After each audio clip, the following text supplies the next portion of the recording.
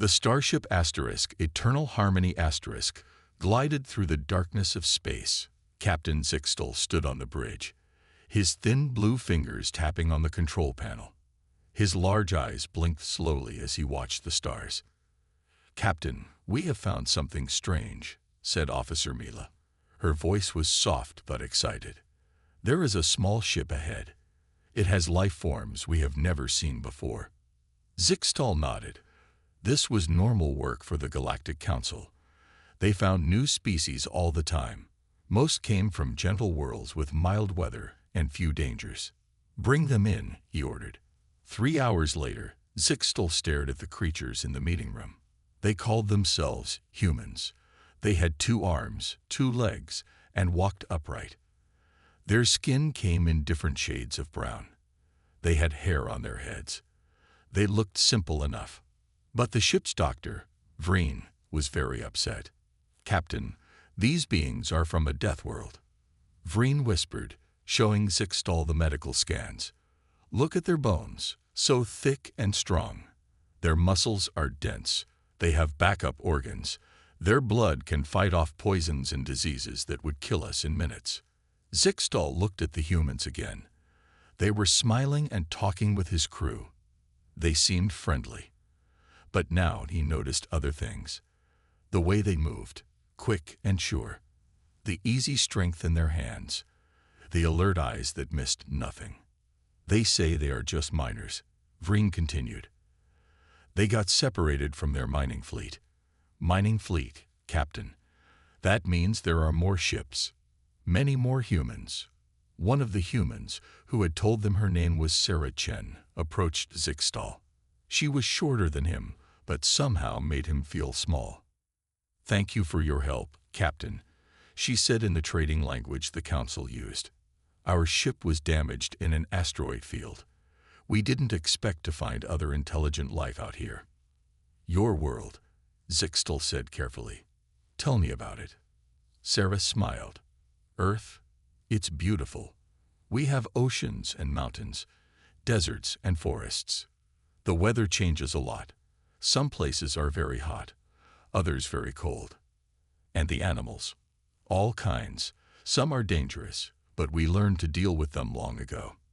Zixtal tried to sound casual. "Natural disasters, earthquakes, volcanoes, hurricanes, floods, the usual things." Sarah shrugged. "Nothing special." "Nothing special." Zixtal had seen Council species go extinct from less. Later, in his private room, Zixtal reviewed the data from the human ship computers. They had allowed this freely, which worried him even more. Only a species with nothing to fear would be so open. The data showed a civilization that had fought itself for thousands of years before reaching the stars.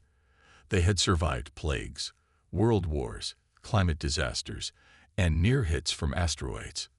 Their fictional stories were full of monsters and dangers, things they created just to entertain themselves. And there were billions of them. Zixtal made his decision. He sent an urgent message to the Galactic Council. The humans would be treated as honored guests until the Council decided what to do. That night, he saw Sarah in the ship's garden. She was doing something strange, lifting her body weight on her hands, then lowering and raising herself repeatedly. "Exercise," she explained when she saw him watching. "Earth has higher gravity than your ship. I don't want my muscles to get weak." She demonstrated by doing a single-arm push-up, something no Council species could do even with 2 arms. Zixtal nodded politely and left. In his room, he added to his report, "Even what they consider weak would be strong to us. They evolved on a world that tried to kill them every day. And they not only survived, they conquered it. Now they have reached the stars. May the ancestors help us all." The Great Hall of the Galactic Council was filled with worried voices. Representatives from 50 different worlds sat in rising circles around the central platform. High Counselor Vreen, the oldest and wisest of them all, called for quiet. "We have received disturbing news," Vreen said. His voice was soft, but carried to every corner of the hall. "A new species has been discovered. They call themselves humans. They come from a planet classified as a death world. The hall erupted in fearful whispers. Most council species had evolved on gentle planets where life was easy. Their bodies were fragile, their instincts peaceful. Violence had faded from their cultures thousands of years ago. That is not all, Vreen continued. These humans have mastered faster than light travel. They have spread to multiple star systems. There are billions of them. A representative from Talax stood up. How do they behave? Are they hostile? So far, they appear friendly, Vreen answered, but their capabilities are concerning. He touched a control, and a hologram appeared in the center of the hall. It showed footage from a mining colony on the edge of council space. The colony was under attack by Tikran raiders, notorious pirates known throughout the galaxy. The council members watched in shock as the scene unfolded. The human miners, though unarmed, fought back with tools and machinery. One human took 3 blaster shots to the chest, but kept fighting. Another lifted a metal beam that would crush most council species and used it as a weapon. This attack happened 3 standard months ago, Vreen explained. The Tikran chose this target because they believed it was defenseless. They were wrong. Not a single raider survived.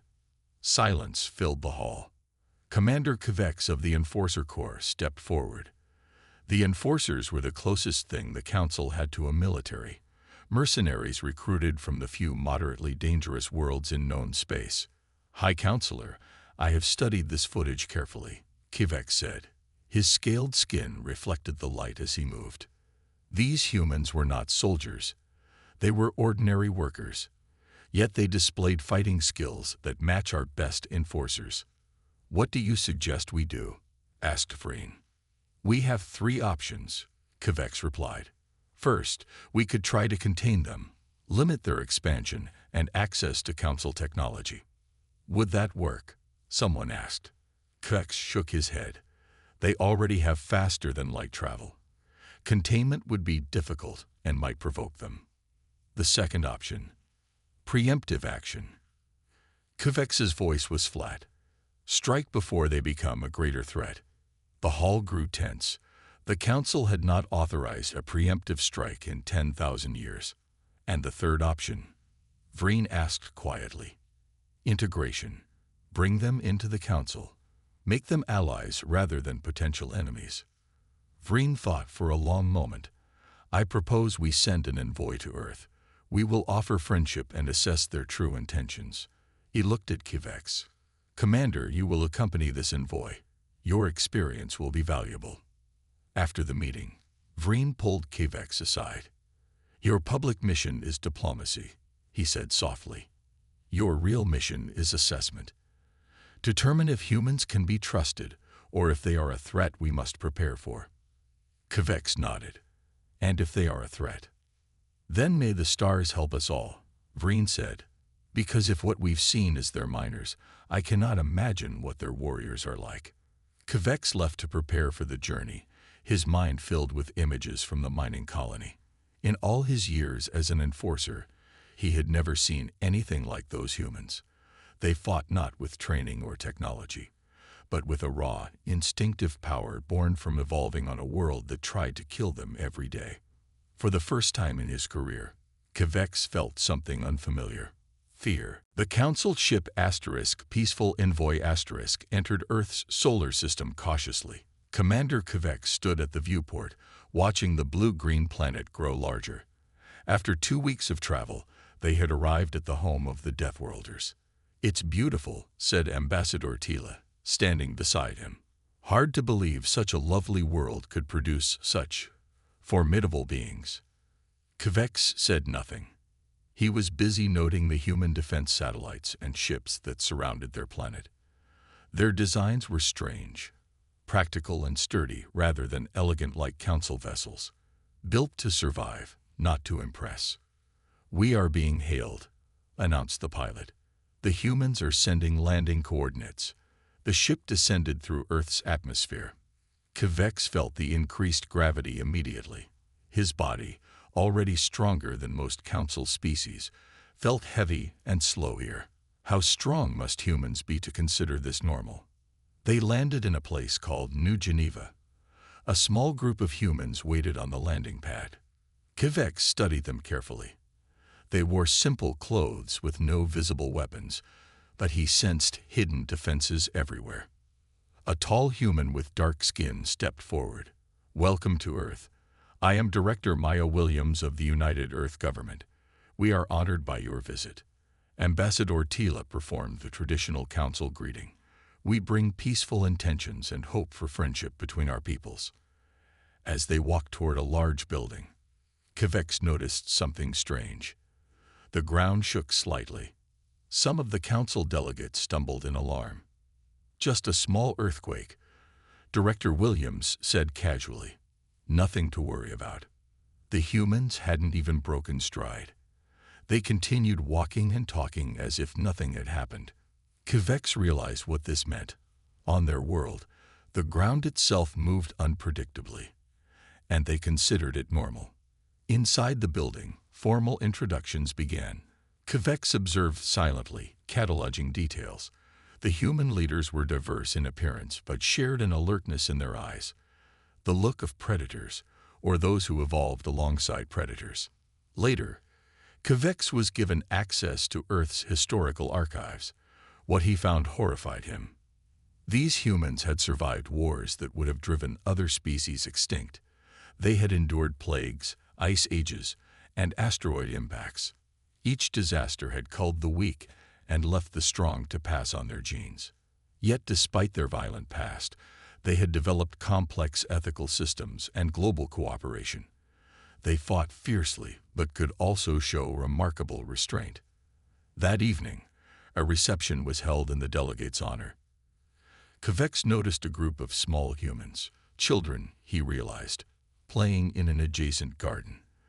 They were climbing metal structures, jumping from heights, and wrestling on the ground. Their casual displays of strength and endurance would qualify them as warriors on most worlds. "Our young need physical activity," explained a human diplomat who noticed Kivek watching. "It's how they develop properly." "Your world," Kivek said carefully. "It shaped you." The diplomat nodded. "We evolved on a world that tried to kill us every day. We had to become stronger than our planet." Later that night, as Kivek retired to his quarters, alarms sounded. A group of radical enforcers, believing humans too dangerous to integrate into galactic society, had attempted to assassinate the human delegation. Kivek rushed to the scene, expecting bloodshed. Instead, he found the would-be assassins restrained but unharmed. The human security team had neutralized them using non-lethal methods. "We could have killed them," Director Williams told Kivek calmly. "But that would have been unnecessary." For the first time, Kivek began to understand the true nature of these Deathworlders. It wasn't just their physical strength that made them formidable. It was the restraint with which they wielded it. They had the power to destroy, but chose instead to protect. And that, perhaps, was the most terrifying thing of all. The emergency meeting was called at midnight. Kivek was escorted to a secure room deep inside the Earth Government building. Director Williams was already there, her face serious as she looked at data screens. "We have a problem," she said without greeting. "The Tychran raiders are attacking Council worlds in large numbers. Your enforcers are suffering heavy losses." Kivek watched the footage with growing alarm. The Tychran, pirates known throughout the galaxy, had somehow acquired advanced weapons. They moved with new purpose, hitting strategic targets instead of just raiding for supplies. 3 colonies have been destroyed, Williams continued. The Council has formally requested Earth's help. Ambassador Tila entered the room, looking worried. "Commander Kivek, this is unprecedented. The Tychran have never been this organized or effective." Kivek studied the battle reports. "They have new technology and tactics. Someone is helping them. The question is who," Williams said, "and why." 2 hours later, the United Earth Government had made its decision. Humanity would help fight the Tychran threat. A joint task force would be formed, with Kivek serving as liaison between human forces and Council enforcers.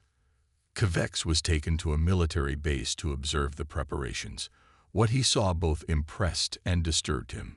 Human soldiers moved with calm efficiency, checking weapons and equipment without the solemn rituals other warrior species practiced. Instead, they joked with each other, played loud music, and shared stories. Doesn't this disrupt their focus? Kivex asked the human officer guiding him. Just the opposite, replied Colonel Chen. Humor and bonding keep their minds sharp. Fear and tension make soldiers brittle. We learned that lesson centuries ago. The human approach to combat preparation was unlike anything Kivex had seen in his long career as an enforcer. They didn't meditate on the glory of battle or the honor of sacrifice. They simply prepared, supported each other, and made ready to do what needed to be done. Later, observing a planning session, Kivex was struck by another difference. The humans didn't just plan for victory. They planned for every possible failure. They had backup plans for their backup plans. They expected things to go wrong and were ready when they did. The Taikran will attack Navari 7 next, Colonel Chen explained, pointing to a star map. It's a key junction for 3 trade routes. We'll set up an ambush. How can you be sure they'll attack there? Kivex asked. Because it's what I would do, Chen said simply. Cut those trade routes, and 14 council worlds are isolated. The joint task force departed Earth the next day. Human ships were different from council vessels, less comfortable, more practical. Everything served a purpose. Even the recreation areas were designed to keep the crew physically and mentally sharp. As they approached Navari 7, Kivex found himself talking with a human sergeant in the mess hall. The woman was older than most of the soldiers, with gray in her hair and scars on her hands. Why do you think the Tekran have become so bold? Kivex asked her. The sergeant considered this while drinking her coffee. They're being used, she said finally. Someone smarter is pulling their strings. What makes you say that? Their new tactics, too sophisticated, and the timing, right when humanity joins the council. That's not coincidence. Kivex had thought the same thing but was surprised by the sergeant's insight. You seem very certain. The sergeant smiled slightly. The Taikran's biggest mistake is thinking they're the predators in this galaxy. She put down her cup. They fight because they choose to. We fight because we've had to. There's a difference. As the human ships moved into position around Navari 7, Kivex watched the calm professionalism of the crew. These were not the undisciplined warriors he had expected.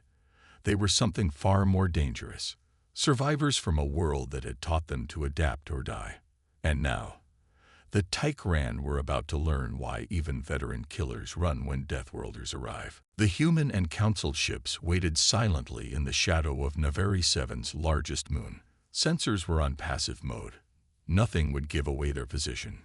Kivex stood on the bridge of the human flagship Defiance watching the main screen with Colonel Chen. They're coming, Chen said softly. The scanners had picked up the edge of the Tekran fleet, dropping out of faster-than-light travel. More ships than we expected. Kivex felt cold fear in his stomach. The Tekran fleet was 3 times larger than intelligence had suggested. They had brought enough firepower to destroy Navari 7 completely. Should we call for backup? Kivex asked. Chen shook her head. No time. We work with what we have. She activated the ship-wide communication system. All hands, prepare for combat. This is not a drill. The Taikran fleet moved into position around Navari 7, completely unaware of the trap. Their commander, Draxor, was a legend among pirates. He had personally led 100 successful raids. He had never been defeated. Now, Chen ordered. The human ships powered up and burst from hiding. They moved in perfect formation, targeting the Taikran command vessels first. The enforcer ships followed, focusing on the smaller raider craft. The battle erupted into chaos. The Taikran, caught by surprise, scrambled to respond. But they recovered quickly. Their new weapons fired strange energy beams that cut through standard shields. Radiation levels rising, reported a human officer. Ship 3 has taken heavy damage. Kvex expected retreat. Instead, Chen ordered the damaged ship into a new position. They can't maintain their shields, but they can still fight, she explained to Kvex. And the radiation doesn't affect our crews as much as it would yours. Kvex watched in amazement as the human ship, despite being heavily damaged, continued fighting effectively. On the tactical display, he could see human boarding teams entering Tekran vessels. The close combat feeds showed scenes that would become legend across the galaxy. Human soldiers fought in conditions that would kill enforcers instantly. When standard weapons failed, they improvised. When plans collapsed, they adapted without hesitation. A team trapped by collapsed corridors cut through the hull and fought in vacuum until they could reach atmosphere again. A soldier with a broken arm used the cast as a weapon. Most impressive to Kvex was their coordination. Humans seemed to predict each other's actions with minimal communication. They switched tactics instantly when needed, forming and reforming their units to respond to changing threats. In the command center of his flagship, Draxor realized he was losing. For the first time in his long career as a raider, he felt true fear. These humans fought like nothing he had ever encountered. Activate the colony reactor overload, he ordered his lieutenant. Destroy all evidence of this battle. On the Defiance *, Chen received the warning. They're trying to blow the colony reactor. That would kill everyone on the planet. I'll stop them, Kvex volunteered, expecting to die in the attempt. No, Chen said. We'll handle this. She dispatched a small team of human special forces to the reactor. Kvex watched on the monitors as the humans fought their way to the reactor control room. They moved with deadly efficiency, neutralizing Tekran forces without slowing down. When they reached Draxor himself, the notorious pirate leader drew his blade, expecting a fight to the death. Instead, the human team leader stunned him and secured him as a prisoner. Why not kill them? Kvex asked when they returned with Draxor in restraints. Because he's more valuable alive, Chen explained. We need to know who's behind all this. She looked at the Tekran commander, who seemed genuinely confused by his capture. Besides, death is easy. Justice is harder. As the battle ended, Kvex realized the humans had fought with remarkable restraint. They had limited civilian casualties and infrastructure damage. They had captured enemies when possible, instead of killing them. The Deathworlders had not just won. They had won on their own terms. Draxor sat in the interrogation room, his scaled hands cuffed to the metal table. He had not spoken for 3 days.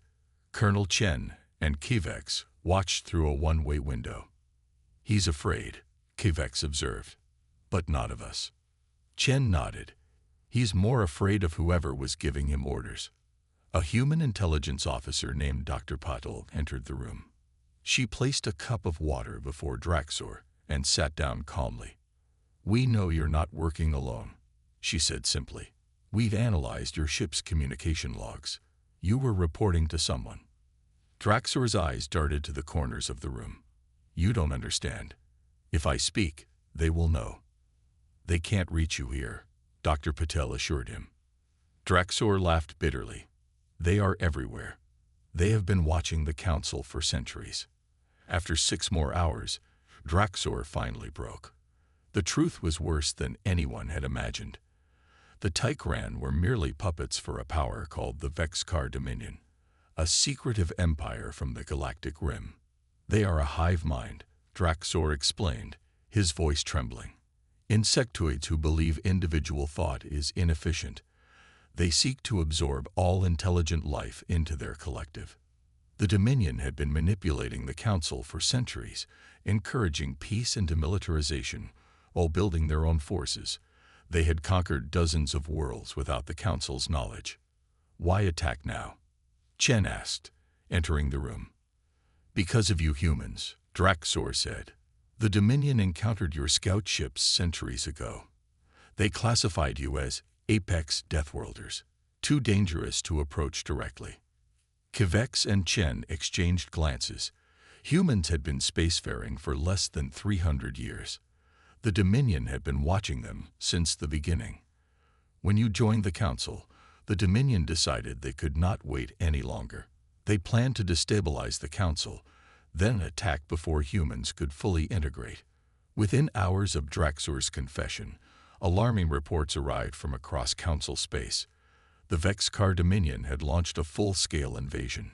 Council defenses were collapsing everywhere. An emergency summit was called on Earth. Representatives from all Council worlds gathered in New Geneva. The atmosphere was one of panic. The Dominion has taken 23 Council worlds in just 4 days.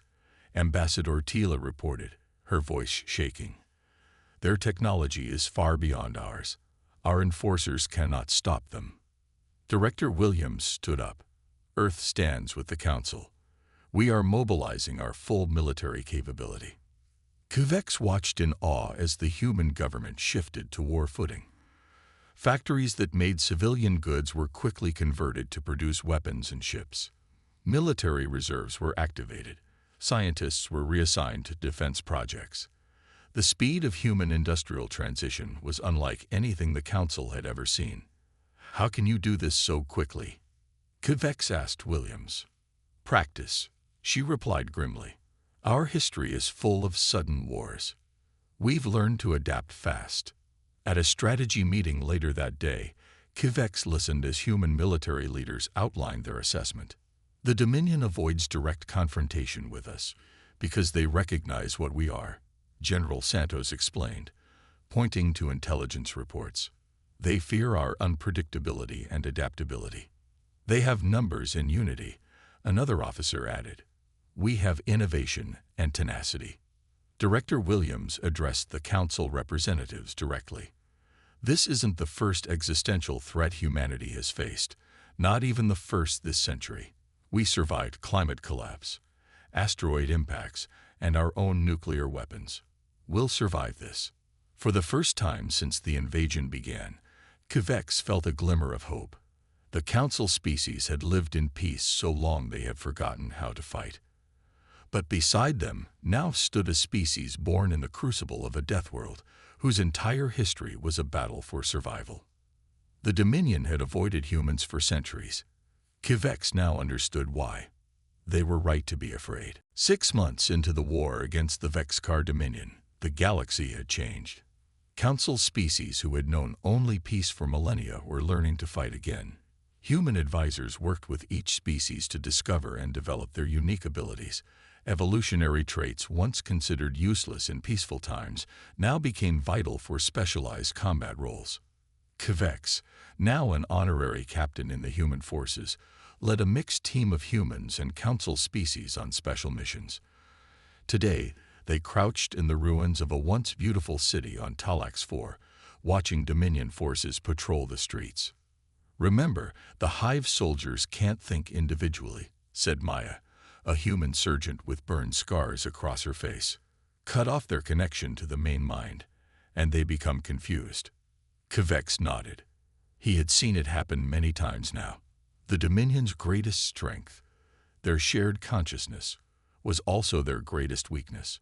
When isolated, the drone soldiers became disoriented. The battle plan was simple but clever, typical of human tactics.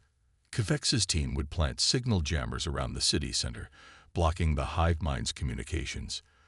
Then human shock troops would move in to capture the Dominion's local command node. As they moved through the ruins, Kvex reflected on how much he had learned fighting alongside humans. In battle, humans showed a strategic creativity that bordered on prescience, somehow anticipating enemy adaptations before they occurred.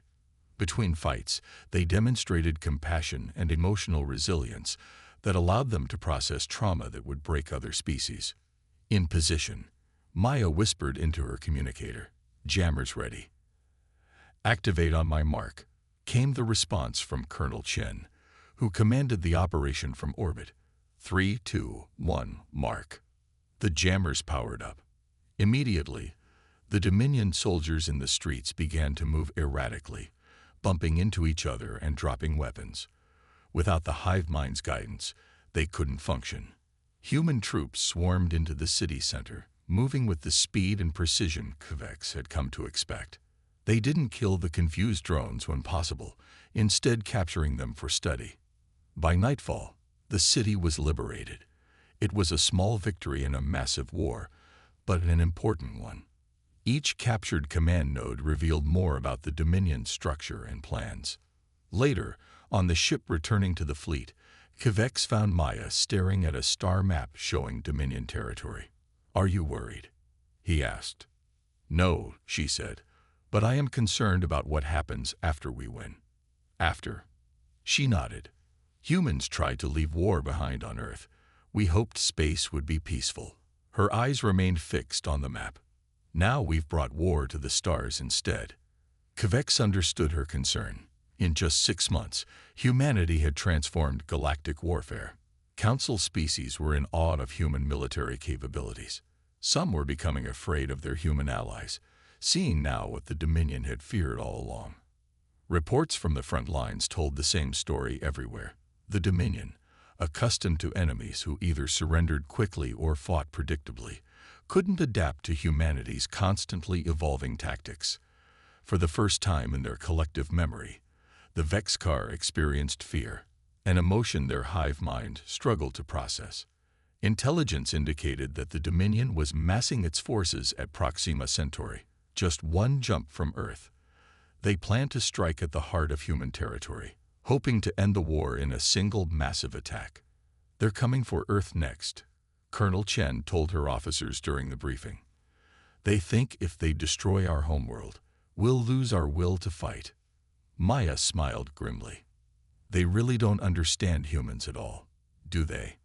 Kvex looked around at the human officers planning the defense of their home system. There was no panic, no despair, only determination and focused anger. The Dominion was about to make its biggest mistake. They were about to threaten the homeworld of Deathworlders who had evolved fighting for survival.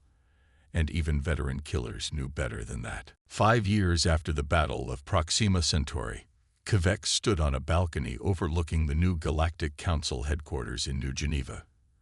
Earth's blue sky stretched above him, still strange to his eyes. As an honorary citizen of Earth, he had grown used to the higher gravity, but the open sky still amazed him. "Enjoying the view?" asked Director Williams, joining him at the railing.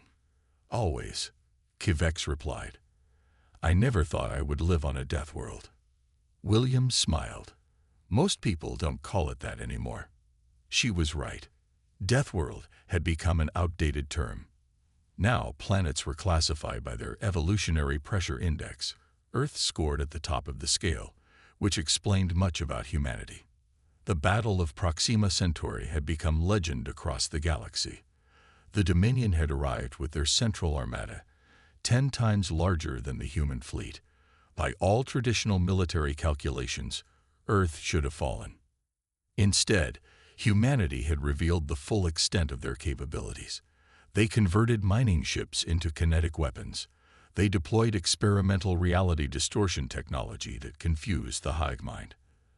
They precisely targeted communication nodes with surgical strikes. In 48 hours, the Dominion fleet was destroyed. In 3 months, their empire collapsed as liberated worlds rose up against them. Below the balcony, Kvex could see cadets training at the new Galactic Defense Academy. Young beings from 100 worlds learned together under human instruction. Former enforcers trained alongside humans to create a multi-species security force, unlike anything the galaxy had seen before. "The Dominion representatives have arrived," Williams said. "The peace talks begin in 1 hour." Kvex nodded. The remnants of the Vexkar Dominion, their hive mind fractured into smaller collectives, had requested formal negotiations. It was a historic moment. In the Great Council chamber, Kvex watched as human diplomats spoke with the Dominion representatives. The insectoid beings were still dangerous, but had learned a harsh lesson about challenging Deathworlders. "Why do you not conquer us, as we would have conquered you?" asked the lead Dominion representative directly. The human diplomat, an older woman with gray hair, smiled gently. "Because we don't need to. Deathworlders don't fight because we love violence. We fight because we love life enough to defend it." She paused, looking around the chamber at representatives from worlds that had once feared humans. Our history taught us that true victory isn't destroying your enemy, but turning them into your ally. Later that day, Kvex walked through the memorial garden with Maya, now a general. The garden honored those lost in the Dominion War. At its center stood a simple stone plaque with words from an ancient human philosopher. Out of the crucible of struggle comes not just strength, but wisdom. Not just the capacity to destroy, but the choice to protect. Did you ever imagine this outcome when we first met? Kvex asked. Maya shook her head. I was taught to expect the worst from the universe. Humans usually do. It's how we survived on Earth. Yet you were prepared to help the Council even when we feared you. That's also how we survived, Maya said, by helping each other. As evening fell, Kvex watched new students arrive at the academy. Beings from worlds that once would never have interacted now working together. Among them were even young Dominion members, separated from the hive mind and learning individual thought.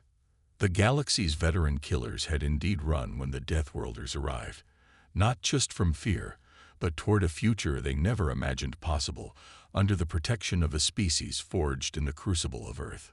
Kvex had finally understood the greatest strength humans brought from their harsh world, not the ability to survive against all odds, but the determination to create a universe where such struggle was no longer necessary.